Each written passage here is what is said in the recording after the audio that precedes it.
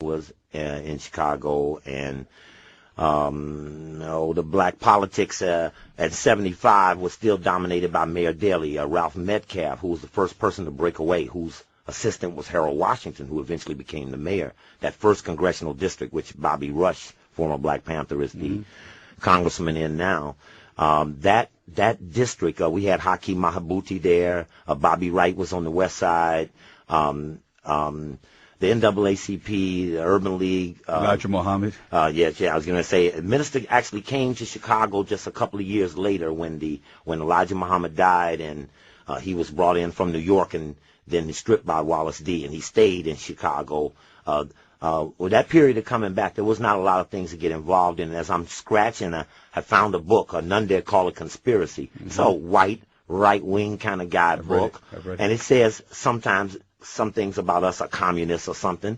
But I looked through that and I saw relationships with General Electric and Exxon Mobil, and I looked at all, and these relationships I started to research. It wasn't until I found them in Chicago that Chicago accepted what I was trying to say. We used to have one radio show came on WJPC, Johnson Publishing, who is Boule, Ebony Jet, etc. And Vernon Jarrett was the host of the show, who I didn't know was head of the Boule at that time, Chicago Tribune columnist, started AXO for the NAACP. And one day I called in and I was trying to explain some of this stuff, and he cut me off. He said, we're not going to have any of that. I didn't know he was Boule. When I ended up becoming special assistant to the mayor, the other special assistant was Erwin France, who was head of Model Cities under Mayor Daley. He was an alpha like the mayor, they buddies, all of this and that, but I was a threat to him, but I didn't know at that time he was head of the Boule. It wasn't until later. And then that's when I went to my friends, my African-centered friends in Chicago, and said, hey, man, I'm researching these white folks, and I think I found the black folks connected to the white folks. And then I started finding black folks' names, African-centered black folks' names. Jay Carruthers, and now Jay Carruthers is my hero in Chicago. He's in a group with Bobby and Conrad and Bob Starks, a lot of people, Anderson Thompson, people I love. He said, man, we got to talk. Let's talk about that. And I started looking up other names. I saw Asa Hilliard's name, and so I felt that as I began to get deeper into this relationship, I began to notice that my African-centered friends were less happy about me getting to the bottom of this, and they wanted to focus me on, I remember they taking me in a room. I used to work for Bobby Wright. I remember them taking me in the research room. They had put this map of the United States, and they had all these little pin boards on Montana, Utah, Wyoming. Said, now we want you to focus on these guys. I said, well, what bank do they run? And I was trying to say that the First National Bank of Chicago was Chase Manhattan, because the guy left Chase, came to Chicago, took it over. Well, time came. First National Bank of Chicago merged with Bank One of Ohio. They merged with the National Bank of Detroit. That's the region. They all merged with Chase, who had just merged with J.P. Morgan. And now Rockefeller got the banks from New York all the way to Chicago, nonstop. Every one of them locked down. But the Chicago was resistant to accepting this focus. See, why aren't our people focused on Exxon Mobil? Why aren't no protests against high-ass oil prices, I make my children know who's on the boards of all these corporations, the private equity firms that own all of the stock, Vanguard, Wellington, Global, Barclay Global. These companies are obscure to our community. We're not knowing. We're not focusing on the white supremacy that's coming at us.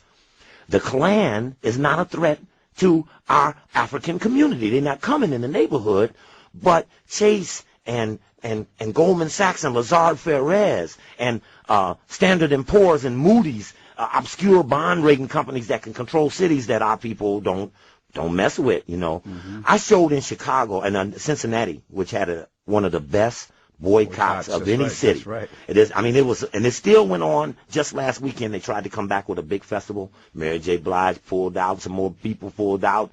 Kind of made it lose money. And but there in Cincinnati, we targeted 3 people: the Taft family, which runs the state, Skull and Bones. Taft family still today. The governor was just left as governor. We targeted Procter and Gamble, and we targeted Carl Linder, who owned Chiquita Bananas. And when we got through harassing Chiquita Bananas, some of our friends at the radio station there had stock, $119 a share. When we finished with him, it went to $5.40 a share, and he sold Chiquita.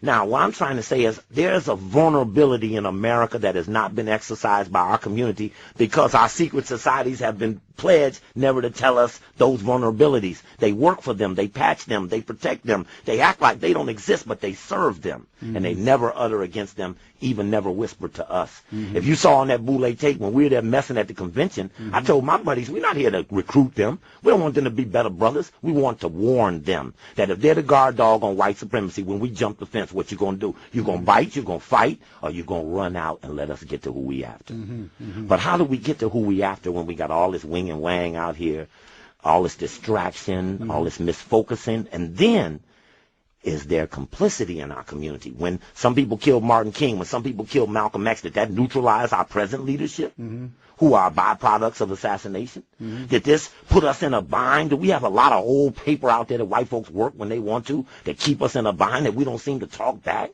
How can they make $10 billion in 90 days in an oil company that was broken up when a white woman attacked them in 1911, Tarbell? They broke them companies up, them Standard Oils.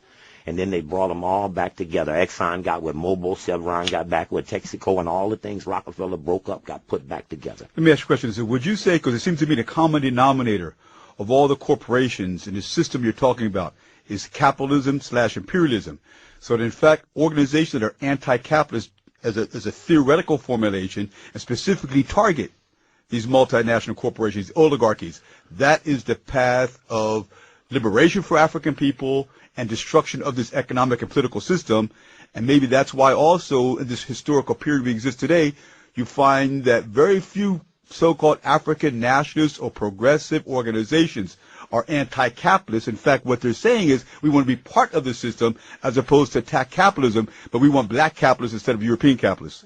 And you know, it's the one thing we have to be careful for as time has progressed. If you were to go to Toynbee Hall in London when they created social work, when the rich felt it was necessary to infiltrate the poor so that they aspired through the tentacles of the rich that had been spread out amongst them, that if you fought capitalism all day and you ended up not fighting the social service network, you would find there's another aspect that might not even pledge to be capitalist at all, might pledge to be helping the people. But most of the social service networks are either financed by nonprofits, churches, foundations, the state, cultural affairs departments of different different cities, we can go down a whole list of these funding sources. So in the final analysis, if we go after the capitalist system as a theoretical formulation, but pinpoint, as you say, with laser hair, focus the specific corporations as a category to be assessed, especially in terms of the impact upon African people, like you say, the Poor's, the Standard, and these multiple bond associations that finance or definance infrastructure in our communities, and as capitalists now going to Iraq and Afghanistan to build their economic and social structure at the expense of ours. There is a web. There is a web. There's sports. They're the media. They're education. They're social service. They're astronauts. They're the church. They are all of that. They are the secret societies too. And they all work in a loose-knit fashion, and they keep disagreements within a manageable limit. Let me just say a couple things real quick. We've got about 60 seconds. And I want you this to give Saturday, out your website. This Saturday at the FIBA Center, I'm going to give a free lecture. This Saturday, the Los Angeles South Central Study Group, been meeting there for 7 years, 10 a.m. or 10:30 a.m. this Saturday at the FIBA Center on 57th and Crenshaw. September 11th, we're going to Washington, D.C. The adverse impact of 9/11 on the African-centered community must be articulated. We are faceless in the scheme of terrorism and misappropriated finances of Iraq, etc. This Saturday, 10 o'clock, stevecoakley.com. You can reach me at area code 202-256-2097, area code 202-256-2097. Don't send me no email on that website. I won't read it.